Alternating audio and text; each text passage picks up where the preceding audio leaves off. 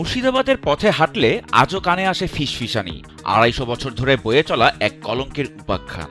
হাজারদুয়ারির পাশেই দাঁড়িয়ে আছে নিমকহারাম দেউরি। এই সেই সিংহ দরজা, যা দিয়ে ১৭৫৭ সালের এক বিভীষিকাময় দিনে নিয়ে যাওয়া হয়েছিল বাংলার শেষ স্বাধীন নবাব সিরাজউদ্দৌলাকে। ভাবুন তো, বাংলার ভাগ্য কিভাবে নির্ধারিত হয়েছিল সেদিন। মীর জাফরের বিশ্বাসঘাতকতার গল্প আজও কাঁটাতার হয়ে বিধে আছে বাঙালির হৃদয়ে। কিন্তু মীর জাফরের বংশধররা বলেন তারা বিশ্বাস করেন না তাদের পূর্বপুরুষ বিশ্বাসঘাতক ছিলেন। তাদের দাবি যুদ্ধটা হয়েছিল কিসের জন্য, কে দিয়েছিল যুদ্ধের নির্দেশ। তারা বলছেন যুদ্ধে অংশ না নেওয়ার জন্য যদি কেউ বিশ্বাসঘাতক হয় তবে সেটা মানা যায় না।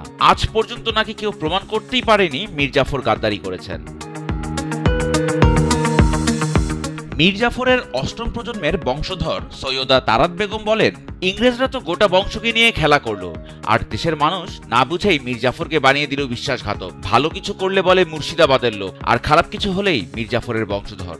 সময়ের চাকা ঘুরছে, কিন্তু এই কলঙ্ক চিহ্ন কি মুছে যাবে কোনোদিন? নবাবের মসনদ থেকে ছিটকে পড়া মীর জাফরকেও কিন্তু ব্রিটিশরা সরিয়ে দিয়েছিল। ইতিহাস কি বলে? মীর জাফর কি সত্যিই বিশ্বাসঘাতক ছিলেন, নাকি ইতিহাসের পাতায় তিনি শুধু এক ভুল বোঝাবুঝির শিকার?